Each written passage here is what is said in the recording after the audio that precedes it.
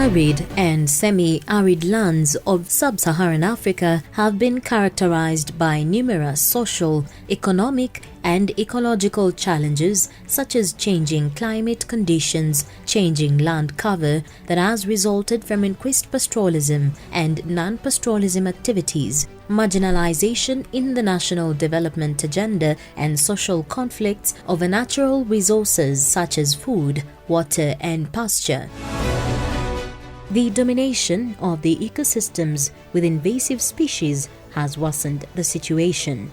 The green, lush, thorny vegetation dots the landscape of these arid and semi-arid regions in parts of Turkana, Baringo and West Pokot counties in Kenya. Northern Kenya is expansively covered by this vegetation. This is Prosopis Juliflora. It belongs to the Fabaceae family and thrives in sandy, rocky, poor and saline soils with an altitude range of 300 to 1900 meters above sea level. Prosopis Juliflora has deep taproots which enable it to access subsurface waters. According to a report by Kenya Forest Research Institute, the plant was introduced in Kenya from South America in the 1970s to rehabilitate arid and semi-arid areas because it's drought resilient, grows fast and can withstand floods. When the tree was introduced here, it had all the good potentiality about it, especially in reversing land degradation in the drylands. So within the same period again, the same species again was introduced in Ebura, that's in the northeastern, within the irrigation scheme, which I happen to have carried out a study there way before some time back when the benefits of Prosopis were really being discussed. Like for example, it's a known fact that wherever Prosopis grows, the soil conditions change to be more favorable, the soil become a bit more fertile. So those are some things which have been known. Popularly referred to as Madenge tree in Kenya, locals in Turkana community refer to it as Etirai, while their neighbors, Pokots, refer to it as Kediamu, a term associated to the impact of the plant on animal stomach.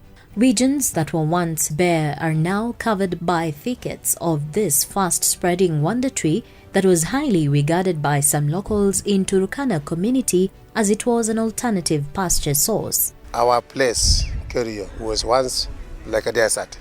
It had no trees. It had bare land. But when Prosopis was introduced in our place, the whole place is almost green. Green everywhere. In the lake, in the rivers, all the fields are covered by Prosopis. Mimi naona Etirai inanisaidia kwa sababu mimi ni mfugaji. Hata kwa upande ya mifugo inasaidia. Hata kwa upande ya majengo inasaidia. Sioni affection mbaya. Tunatumia maposti, pitos na mbegu pia. Hizi mifugo vinakula. Hata ng'ombe inatafuna. Hata hii mbuzi, makondo wanatafuna. Hata funda. Sasa sioni ubaya. Na hata ukienda sehemu za kuelekea Kalemunyang along this way. Tulo karibu Lorugumu bande hii. Unapata hii kitu ndio watu wanafuka naye mbuzi. Kwa sababu kwa mbuzi, hiyo wakati hiyo kitu inaiva matunda, mbuzi inafurahia. Kama hata kuna uharibifu, ni wakati tu mbuzi hiyo kamekula kwa muda, inaanza kuharibu meno. Inashika mchanga, wakati hata floods inakuja hata and so forth, mchanga inakuwa sigmized. Si ile sasa ina flop, mchanga inatoka kabisa alafu yanaanguka. But some years down the line, the plant is also losing its popularity due to its invasiveness and devastating effects on the ecosystem and social economy. Some community members here say the Prosopis Juliflora is not useful anymore. Maana hata punda akikula wakati mvua imenyesha, wakati mvua imenyeshea inamaliza punda. Si unaona hata pale iko punda ambaye kupia hapo juzi tu, hata tukiangalia iko scalp. Na mbuzi pia inamaliza hii miti ikikula. Inafurisha. Mipa yake ni hatari sana. Iko nini? Ako na sumu. Akikudunga kidogo unakonjeka, pati upone bati ukupe. Meshikana hivi mpaka kila mnyama, kile kitu kibaya inaweza kudevelop pale iwe tena hatari kwa sisi wanadamu ama kwa mifugo.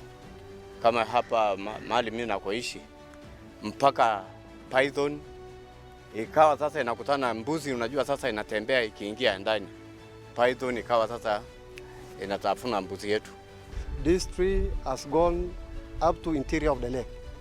Fishing nowadays is just a problem. The plant has had negative effects on human health. Esther Ekiru from Chukultom village in Turkana Central is among those feeling the pinch of the plant after being pricked by its thorn. Kama sindano nadungu, kama nadungu hapa kwa ndole, nusumu. Nikudungu kama mkono, kama mguu napura. Ni baya sana. Angalia hiyo mguu yangu. Angalia hapa. Hapa etira. Hii nachoma hapa. Hiyo ni baya sana. Afadhali hiyo miti natoa yote kwa Turkana.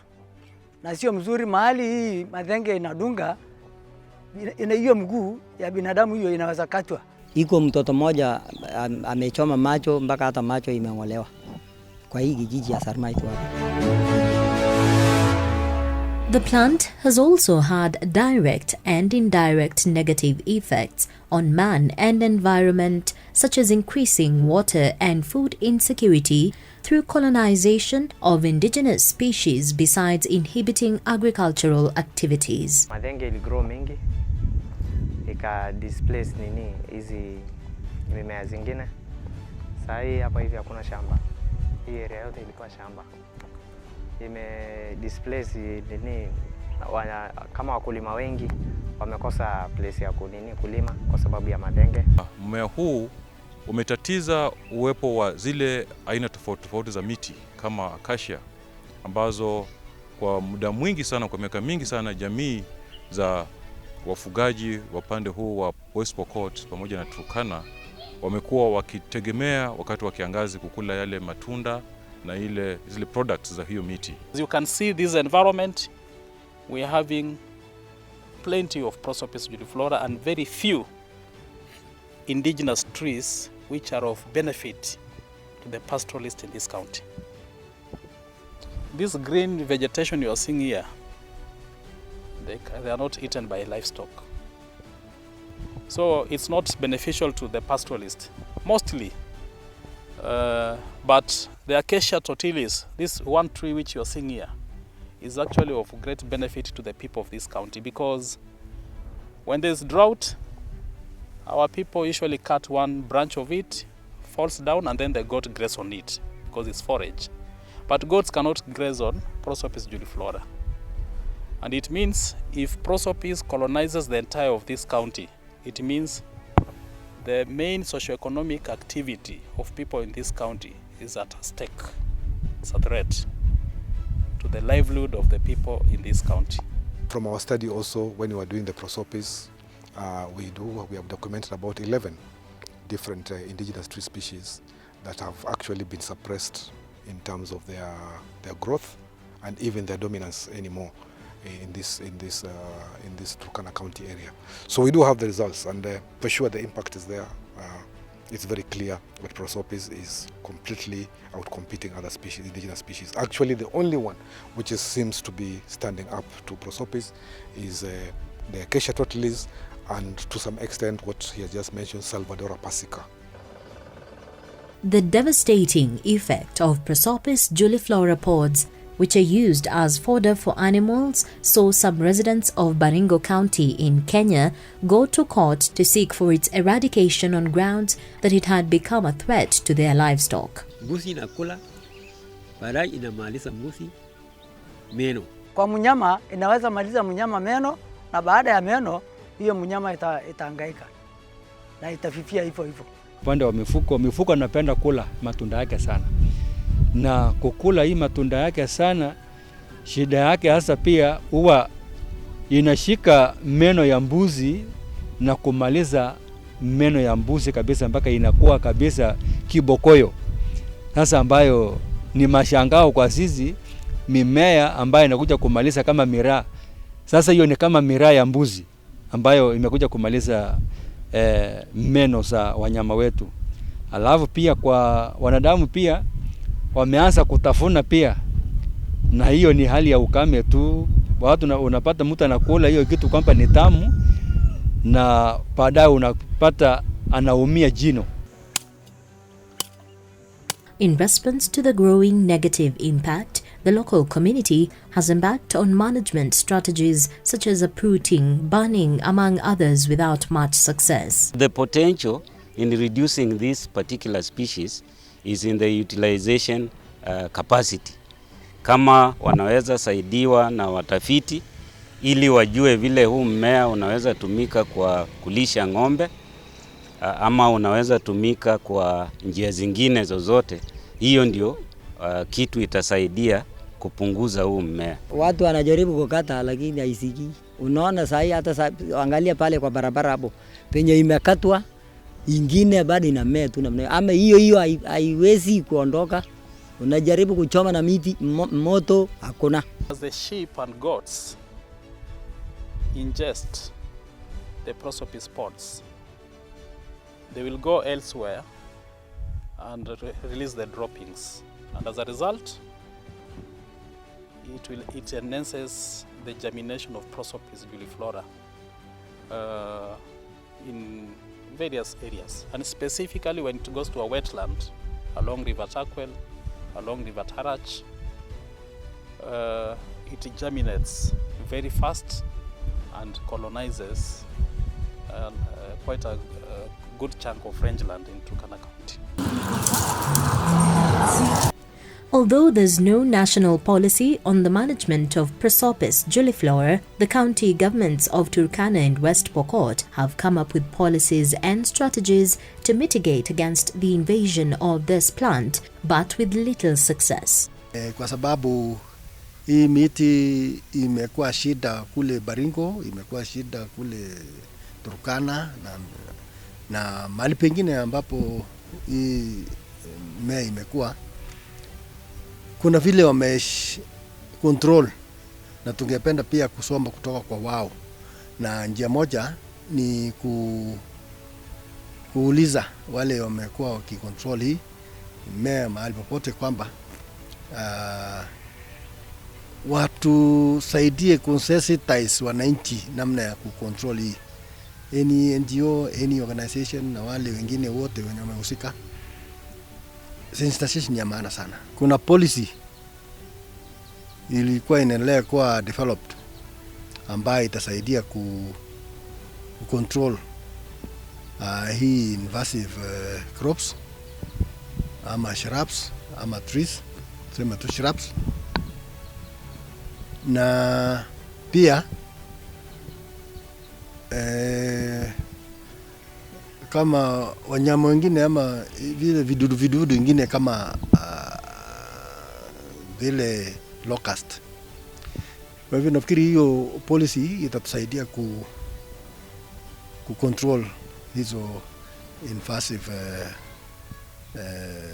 crops na even insects. What we've done as Turkana County, since we identified this as an issue, there is a ban on commercial charcoal production in this Kenya. There's a ban. But as Turkana County, because Prosopis is a concern to us and it's spreading very fast, we've allowed our people to produce charcoal commercially from Prosopis Juliflora. That is one of the policy that we've agreed. We've sensitized our people, we've gone to the media, and we've permitted our people to produce charcoal from Prosopis Juliflora, and avoiding any person who is actually cutting indigenous trees in this county. We usually arrest them and take them to court. We've allowed them, without any permitting nowadays, to harvest and utilize Prosopis as a way of reducing its further spread. That is not the best way of managing Prosopis.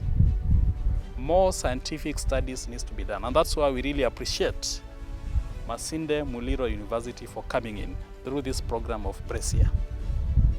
which is looking at how water security and food security can be addressed in this county. The other aspect is we've also developed our Turkana County Climate Change Policy. We also have Turkana County Climate Change Act, which was actually passed by the County Assembly last year in October and published by the government printers. We also have Turkana County Climate Change Fund Regulation. In this fund, Turkana County has committed towards climate actions, which is a global call. We've committed 2% of our development budget to climate change programs, basically climate change mitigation and adaptation in this county. Going to quickly make a small policy. Concerted efforts by the government and non-state actors have seen farmers get trainings on how to manage the invasive plant as part of the bigger approach to eliminate it.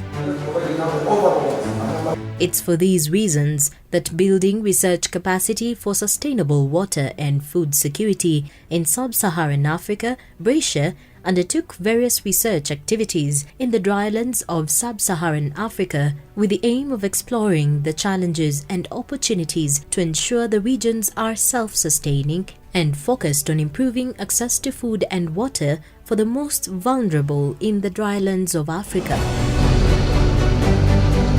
Under Brescia, a team of researchers from Masinde Muliro University of Science and Technology, Kenya, led by late Professor John Obiri, Caleb Mwendwa, Dr. Namenya Daniel Naburi, and Dr. Edward Mugalavai, together with lead Malawi, led by Professor Shostine, developed interest to capture the various aspects on the impact of Prosopis Juliflora plant species on water and food security that has been designated as invasive in both Kenya and Malawi. Come straight to why this particular research we are carrying it out in Turkana.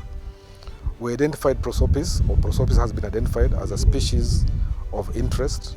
In a lot of literature actually is referred to as an invasive species. Now, those are terminologies which have been coined by scientists, and that's why we are here as researchers. As usual in research, we try to see whether that is true or not. Is it invasive or not invasive? That is part of what we do in research. Either we accept a hypothesis or we actually disagree with it. Kutokana na utafiti wetu tuliweza kufahamu kwamba kweli namna ambavyo mvua pamoja na joto, kiwango cha joto zinavyoendelea katika sehemu hii ya West Pokot kumeweza kuwa na mabadiliko makubwa tangu miaka ya 80 hadi sasa.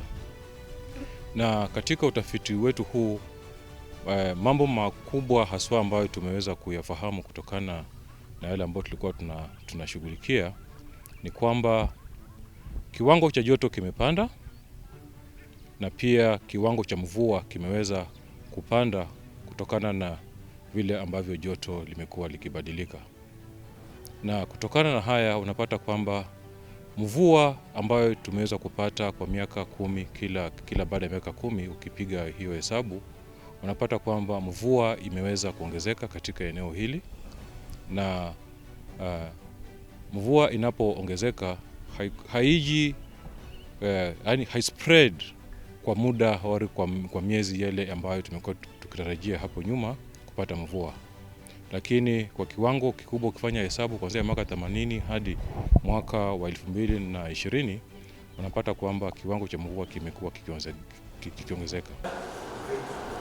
Brescia was a 4-year UCRI Global Challenges Research Fund GCRF program which aimed at developing and strengthening research capacity and capabilities in institutions in Malawi, Kenya, and Ghana to carry out impactful research that leads to positive policy and practice change for sustainable water and food security to benefit 270 million people living in the sub-Saharan Africa drylands.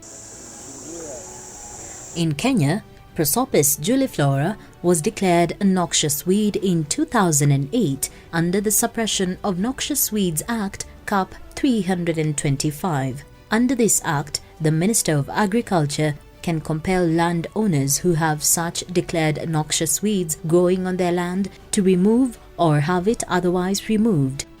Unfortunately, Most of the drylands or arid and semi-arid lands in Kenya are communally owned, and no individual person or the community can be held responsible under the Act.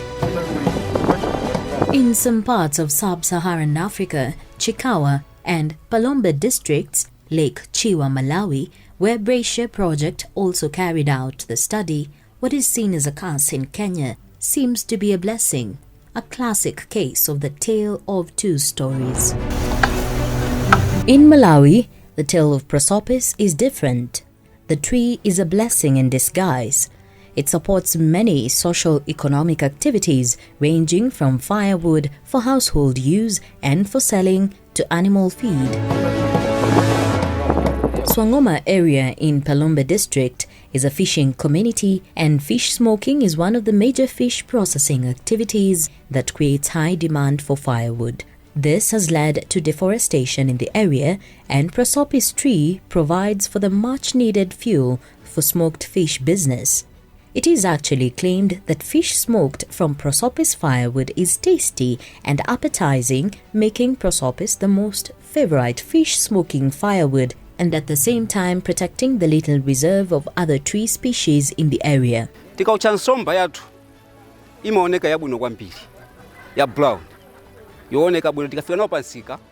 When we smoke fish using Prosopis firewood, the fish looks so appetizing. It turns brown that when we get to the markets with the fish, customers flock to buy, and it finishes before you know. This tree has improved livelihoods of people in this area.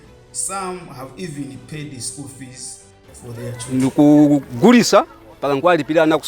Of course, excessive use of the tree has highly prevented it from spreading. It is actually becoming an endangered species, and communities are now protecting the plots where Prosopis is growing. In Chikwakwa, another district in Malawi, the tale is not so different, although the trees have covered a lot of land here, leading to some negative effects like blocking traffic view and invading idle land. The tree is seen to have more benefits than harm.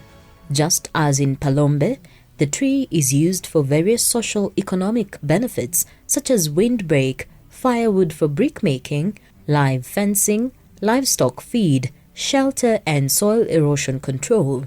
The Prosopis forest is very thick here than Swangoma simply because the communities have diverse livelihood options compared to Swangoma, whose livelihood mainly depends on natural resources. Despite this difference, any thoughts of having it removed can make you an enemy of the communities in Palombe and Chikwakwa. Under Bracia Project, the following recommendations were made. 1. The government and universities' investment in research and development on Prosopis and other invasive species in the drylands.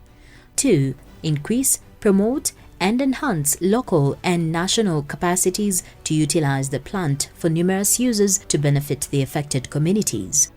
3. Introduce other ecological friendly species that are adaptive to the dryland ecosystems, especially improved indigenous species.